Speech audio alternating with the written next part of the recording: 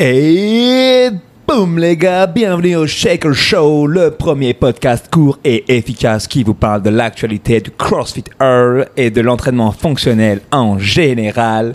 Mon gars, je suis toujours avec mon poteau, mon SRAB, Gauthier, ok, comment ça va? Et ça va très bien, salut Ellie, et moi j'ai pas d'accent spécial aujourd'hui, je te laisse ce privilège. Mais c'est parce que je crois qu'ils ont mis un truc bizarre dans le sponsor officiel, le Fitted. Là on est tellement en dèche d'oseille les gars, faut que vous compreniez. Moi j'ai fait tomber mon ordinateur portable dans un jacuzzi, j'ai dû en racheter un autre. Ça rase, rien que le Apple Care c'est plus cher que mon loyer. Ouais, c'est un problème qui m'arrive souvent de faire tomber des trucs dans mon jacuzzi aussi, ça me saoule les gars. Bah, c'était pas mon jacuzzi, ok, c'était un jacuzzi dans une cabane, ok, que j'ai réussi à obtenir gratos parce que je connais des meufs qui pèsent. Et donc quoi qu'il en soit, j'ai une canette vide de Fitted à côté de moi. Mais au niveau du bruit, c'est nettement moins vendeur, mais ça reste quand même le sponsor officieux de cet épisode. Exactement, et surtout qu'on a une transition toute trouvée du coup, parce que ce week-end on a bu pas mal de Fitted ensemble. Ah là, ça c'est les événements quand tu veux faire grandir le CrossFit dans le monde, que t'as le pipi, il est jaune et orangé comme le Fitted. Là tu sais que c'est, voilà, quand tu fais trop de CrossFit à l'entraînement, tu fais le rhabdo, et ça c'est le pipi couleur coca, mais quand tu fais trop d'événements pour le bien de la communauté, et ben en fait, t'as le pipi couleur Fitted. Et on vous rappelle les gars, aussi bien pour la rhabdo que pour l'excès d'engagement pour vivre des trucs cool, ok, ça doit avoir la couleur de la boisson concernée mais pas nécessairement le goût. Donc calmez-vous avec vos expériences. Mais ouais, effectivement, Gauthier, t'as tout à fait raison, on a passé donc 2 jours à boire de la Fitted. Est-ce que tu peux te dire pourquoi? Parce qu'on avait la chance d'être au rendez-vous des affiliés français ce week-end à Bordeaux, à CrossFit Louvre 2.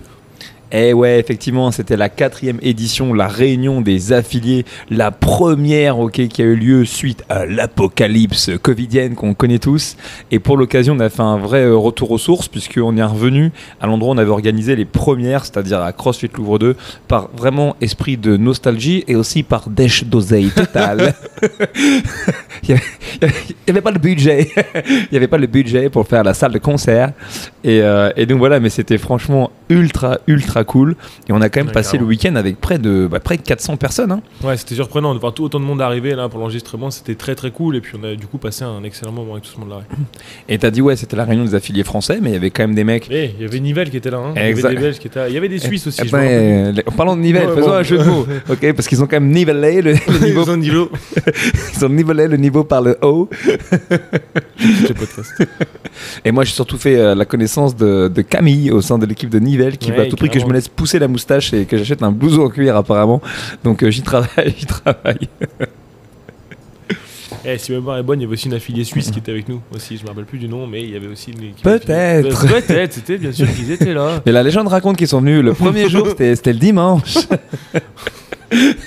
Alors faut que vous compreniez qu'on enregistre cet épisode, il est 22h30, ok, on est complètement mort parce qu'en fait on vient à peine d'en rentrer de cette réunion, mais quoi qu'il en soit on voulait vous faire un retour si vous n'avez pas eu la chance d'y venir. Alors vous savez c'est un petit peu un épisode spécial, c'est un épisode de récap, synthèse, et aussi pour vous ayez une espèce de sentiment de t'as les boules, t'as les glandes, t'as les crottes de nez qui pendent de ne pas avoir été là, de manière à ce que si vous êtes un honneur, vous soyez ultra chaud et motivé pour revenir l'année prochaine, parce que franchement on s'est éclaté, mais que tout le monde est invité, donc si vous faites partie de la communauté, vraiment il faut venir, c'est une super belle occasion.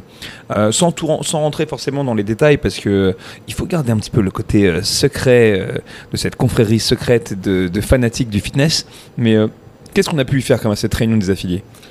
Déjà le premier jour on a eu quand même le droit à des petites conférences ou des petits moments de discussion dans un seul sens où quelqu'un venait nous présenter un projet ou alors quelque chose d'important. Je crois que tu as eu le privilège de parler d'un truc, il y a eu Pierre qui a parlé quelque chose, Julian qui nous a parlé un petit peu, Philippe aussi. Donc c'était plutôt dans un seul sens, et le lendemain c'est allé plutôt dans un sens où tout le monde racontait un peu ses expériences et on a pu plus partager des choses sur les ateliers.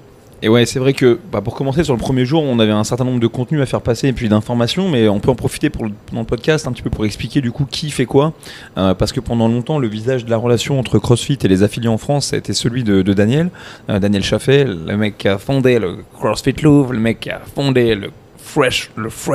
Le fresh Rodon. La seule compétition où tu sors de là, tu transpires pas, t'as la laine fraîche. C'est vraiment génial.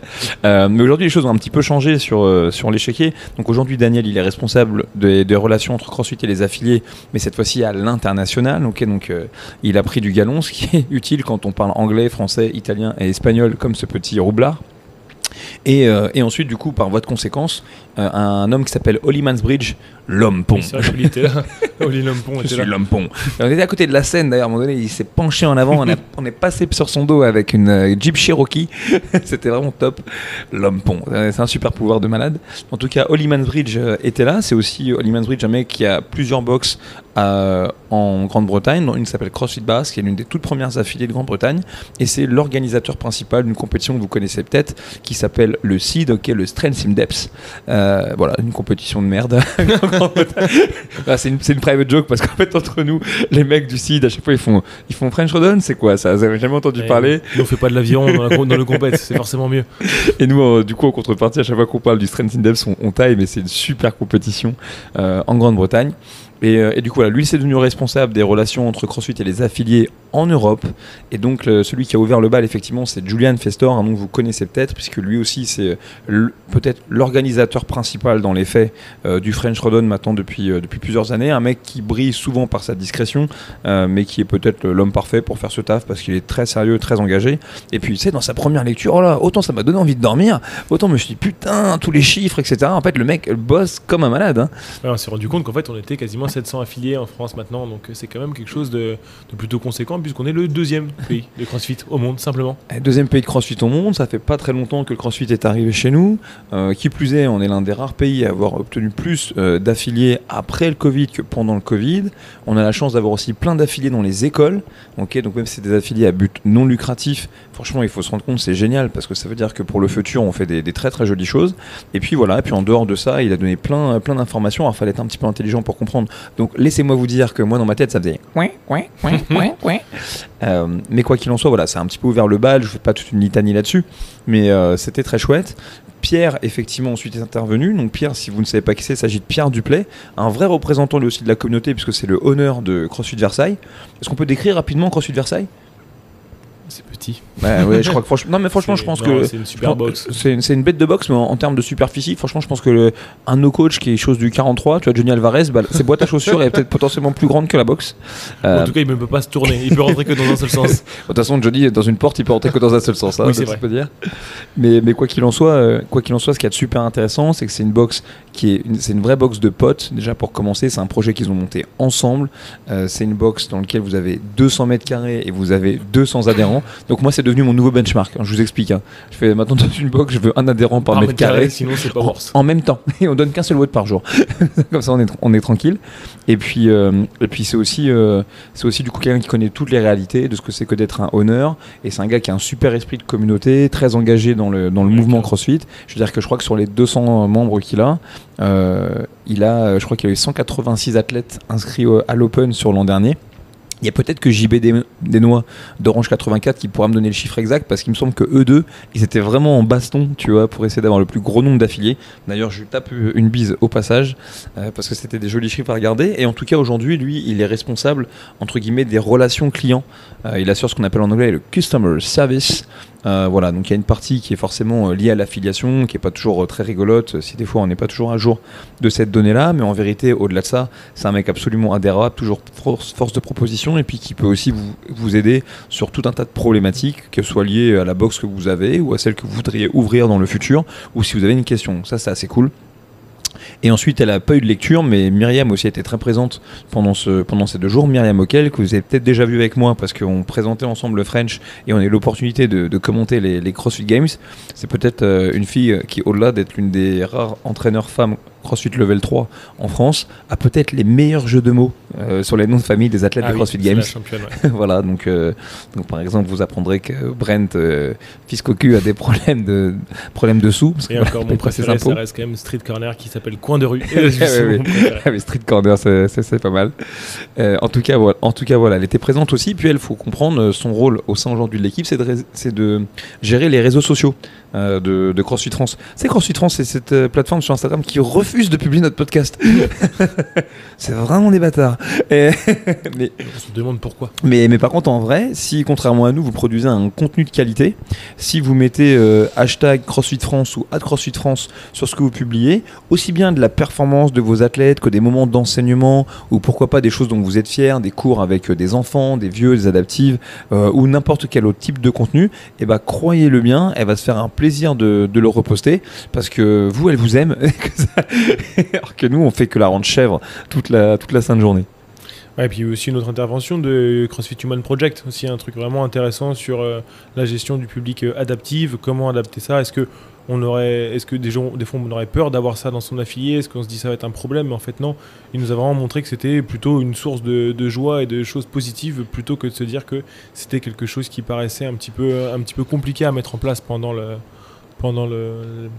l'entraînement, quoi. Bah ouais, puis je dirais qu'en plus, franchement, ça c'est l'un des grands changements de l'édition de cette année. Je pense qu'on essaye d'apprendre et d'avancer dans certaines directions.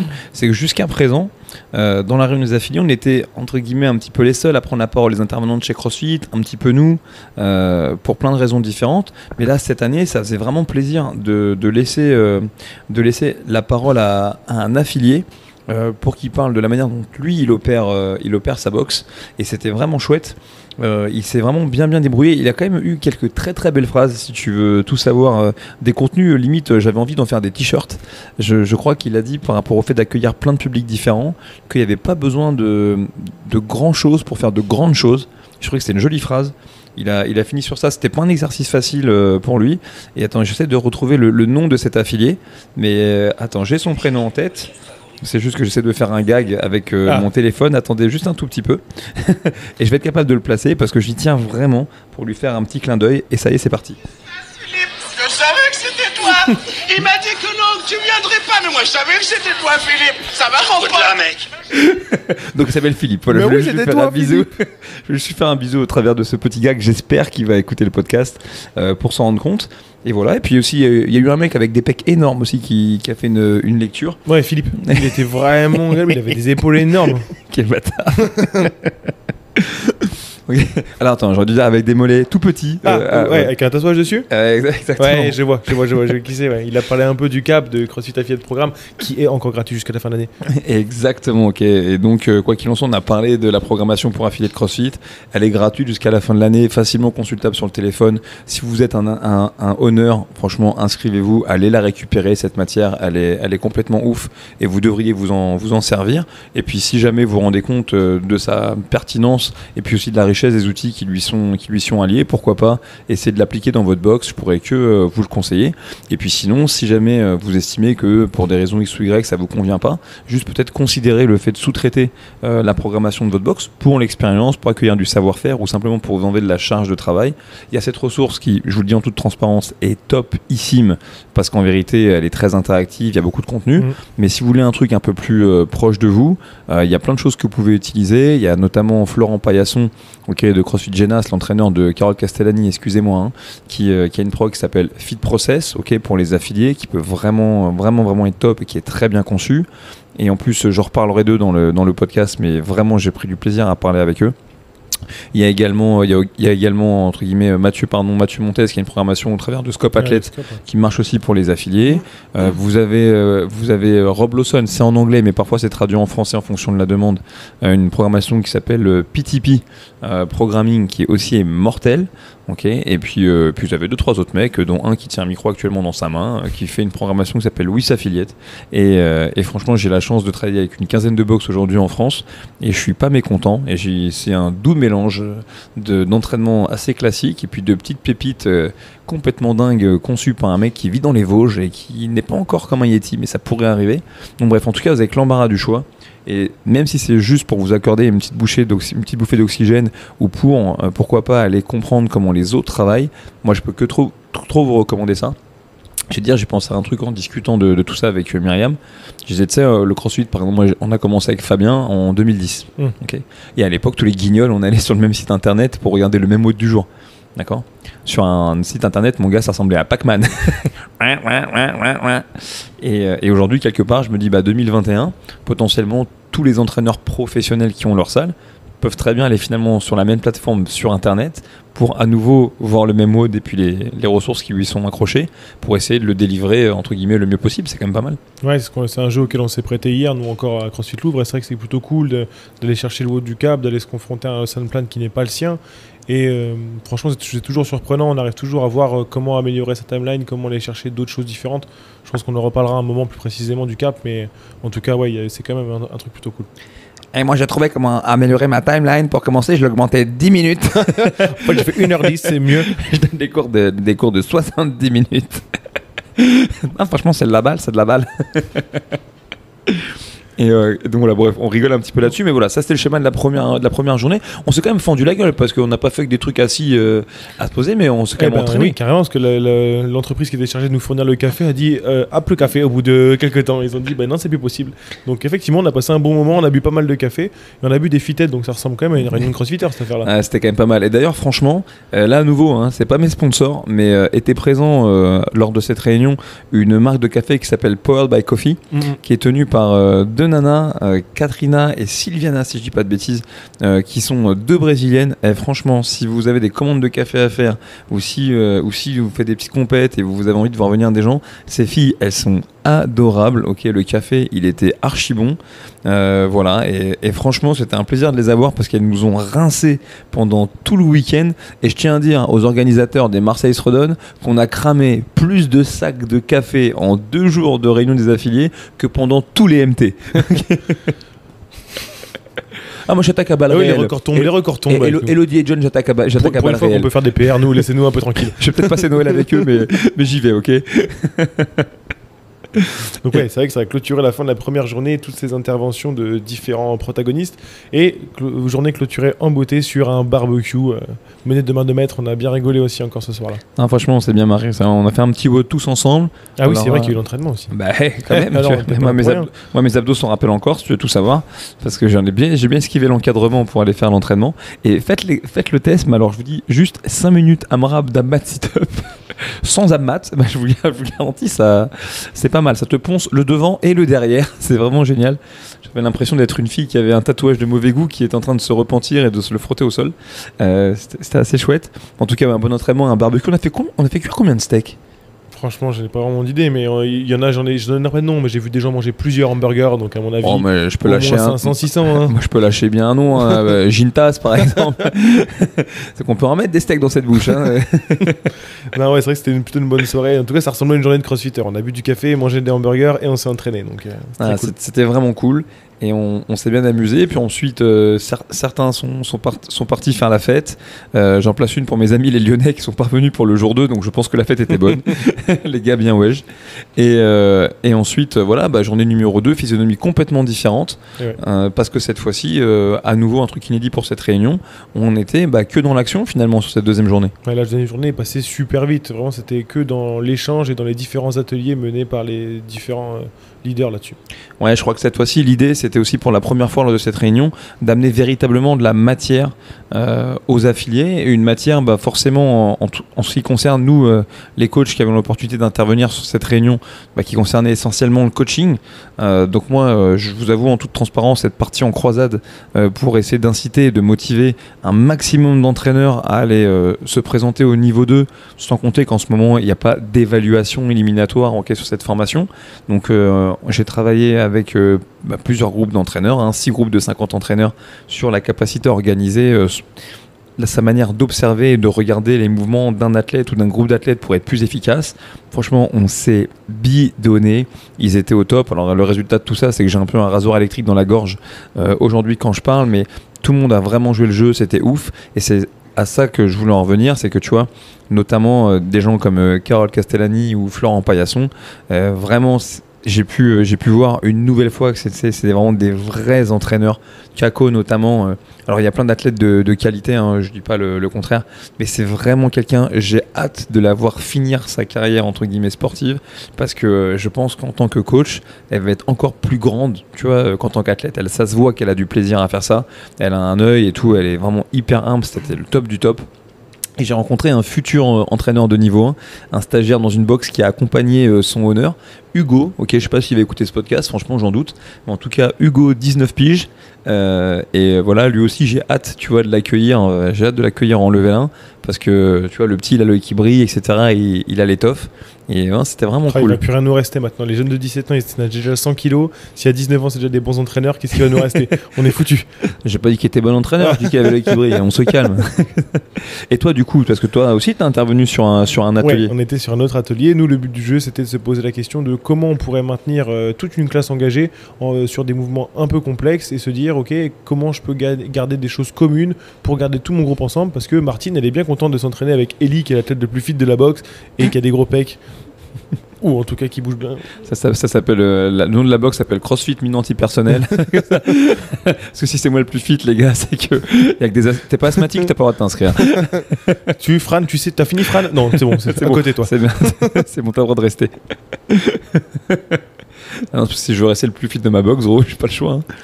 Donc non, mais ça c'était cool. C'était un atelier là-dessus, et c'était très cool parce que c'était vraiment un bain d'échange. Tout le monde donnait son idée, tout le monde a amené quelque chose sur les progressions, sur comment adapter les mouvements, et je pense qu'on est tous ressortis de là grandis parce qu'on a tous réussi à trouver des choses à retirer de tout ça. Et donc ça c'était cool, plutôt une partie sur l'enseignement finalement, et puis comment être capable d'avoir une attention personnelle pour chaque personne dans le groupe. Comment maintenir toute sa classe engagée pendant tout l'entraînement et surtout pendant la partie de l'enseignement spécifique, à savoir comment amener la classe par exemple sur un mouvement comme le handstand push-up, à garder tous ces athlètes à bouger en même temps, à garder un esprit de groupe, parce que c'est vraiment ça qui nous a fait aimer le CrossFit, nous. Donc par exemple, genre, admettons, tu as deux débutants, l'un il se met à l'envers, l'autre il lui tient les jambes pendant 7 minutes. Exactement. Et puis pendant le temps des 7 minutes où il tient les jambes, l'autre il fait une progression. Exactement. Et puis les autres bossent pendant ce temps-là. Ok, je vois le délire. C'est marrant parce qu'il a cru que j'étais premier degré, il est parti comme une balle. Ah oui, pendant 7 minutes on va le tenir, mais il va pas y avoir de problème, c'est sûr. Soulève-le. Il a commencé à avoir mal au bras. Ok, et il me semble aussi que, voilà, on en rigole, mais c'est pour pas vous dévoiler, parce qu'il fallait être là pour choper le contenu. Mais, et puis aussi, je crois, David, et très franchement, j'ai eu plein d'échos positifs. Il a fait un 3e atelier sur quoi? Sur le feedback, c'est ça? Tout ce qui concernait le feedback et comment venir l'amener c'est exactement sur le feedback. Okay. Comment essayer de faire passer les messages importants à vos entraîneurs, parfois peut-être à vos athlètes, sur différents éléments. En tout cas, pour les entraîneurs, comment est-ce qu'ils peuvent améliorer leur coaching? Comment dire poliment à un mec, je sais pas moi, faut pas qu'il regarde son téléphone pendant les cours, ou Gauthier, arrête d'enregistrer ton podcast, là tu donnes le mot de 9h et il est 9h10. Et ce genre de trucs, mais en tout cas les retours ont été hyper positifs. Et puis là on en parle de manière légère, mais c'était intense, il y avait du vrai contenu, des vrais échanges. Nous on s'est bien fait défoncer, je veux dire, en termes de cadence, on a pris beaucoup de plaisir. Et puis tout ça c'était un seul volet, mais l'autre volet peut-être sans doute le plus intéressant pour ce public là, parce qu'il y avait beaucoup de coachs mais aussi beaucoup de honneurs. C'était plus cette fois-ci une volonté vraiment d'aider les honneurs, les coachs sur un volet peut-être plus commercial. C'est pendant très longtemps dans la mentalité de CrossFit, même Greg Glassman disait que après tout dans une économie de marché assez libre, il n'y avait pas trop de sens de venir trop interférer là-dessus. Puis là quand même on a voulu amener un petit peu de matière, donc là c'est plus le volet en l'occurrence de Daniel qui là pour le coup a fait vraiment un gros boulot, beaucoup de brainstorming assisté de certains de ses équipiers, et voilà, je pense aussi que au moins ça a permis d'échanger sur pas mal de best practices pour les honneurs, parce qu'on parle toujours du fait d'avoir plus de box, ce qui est certainement une bonne nouvelle. Moi je suis très heureux de former toujours plus d'entraîneurs, mais aussi pour qu'on soit capable de durer, le plus important c'est aussi de former des entreprises qui vont être pérennes et qui vont être capables de faire le bien autour d'elles pendant un bon moment. Donc voilà, j'espère qu'on aura toujours des retours positifs et qu'on pourra continuer dans cette direction, et charge à nous et puis à d'autres, parce que la communauté va grandir et l'équipe de CrossFit en France va grandir, et de toujours trouver plus de ressources pour avoir une vraie valeur ajoutée pour les honneurs.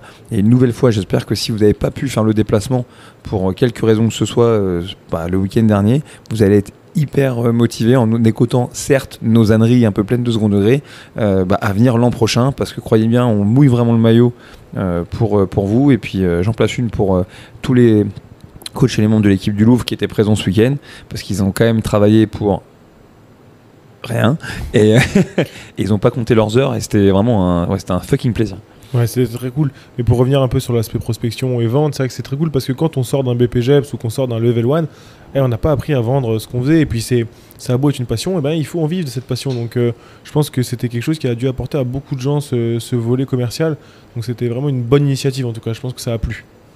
Et sinon pour la faire courte, parce qu'on n'est pas loin de notre horaire, c'est quoi ton meilleur souvenir là, de cette édition de la Réunion des affiliés? Là, les ateliers c'était quand même très cool, franchement partager avec tous les entraîneurs, voir plein de nouvelles têtes, plein de nouvelles personnes, et surtout s'entraîner aussi le dimanche après-midi. J'ai adoré m'entraîner à fond. J'ai cru qu'il allait faire le mytho.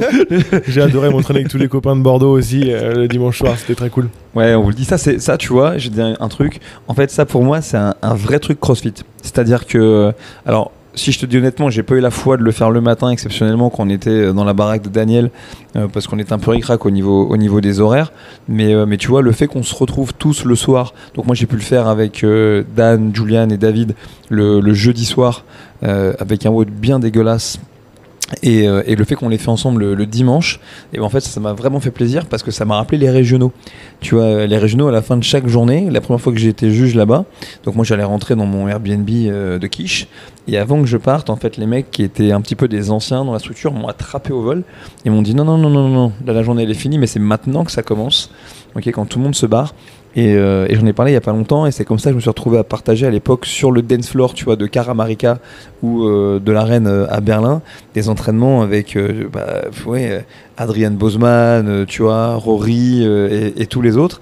Et vraiment old school, tu vois, petit carnet pour noter l'entraînement et les temps pour tester de la prog, petit training, bonne ambiance, et c'est un peu ce que j'ai ressenti, tu vois, notamment dimanche soir quand on a fait ce travail de ring muscle up, de handstand push up, pas de handstand walk pardon, et à la fin de push up, c'est vraiment cool. Toi t'as fait autre chose avec JM, non? On a fait, et surtout avec Jeff aussi, on a fait des mims, on a fait des dumbbell lunges, mais c'est vrai que c'était un peu l'esprit qu'on s'est dit bon bah ok, on prend une paire d'anneaux pour 4, on prend une paire de dumbbell pour 4 et on voit où ça nous mène, et c'est un peu cet esprit là du CrossFit qu'on aime aussi. Ouais, c'était vraiment cool. Donc voilà, j'espère que vous avez compris au travers de cet épisode que le week-end dernier, on a vraiment brainstormé tous ensemble, passé un très bon moment, échangé des poignées de main, des câlins, des sourires et tout avec beaucoup de membres de la communauté CrossFit. Je pense que le message de ce podcast, c'était de vous dire que on est toujours engagé. Ça fait plaisir de voir tous ces gens qui veulent aller dans la bonne direction. On a hâte que ça recommence, on a hâte d'en refaire une autre émission, c'est sûr. Je crois que là, on est pas mal lancé. La réunion des affiliés reviendra l'année prochaine, c'est sûr. Il y aura d'autres rendez-vous, on pourra à nouveau échanger. J'en profite aussi pour dire sur le podcast, au cas où vous ne le savez pas, mais le French Run va être de retour 24, 25, 26 juin prochain, du coup toujours à 50 ans en Yvelines, a priori, c'est là que se fera la phase finale de la prochaine édition. Bientôt, on va partager un max d'informations sur le modus operandi des qualifications, les demandes d'aide pour les volontaires. Bref, joignez-vous à la fête. On est en train peut-être de sortir de tout ça et de refaire des bons trucs. Et franchement, moi, j'ai qu'une seule hâte, c'est d'envoyer la sauce. Et carrément, on peut terminer là-dessus. Merci beaucoup les gars de nous avoir écoutés. Allez, à tout bientôt. Ciao.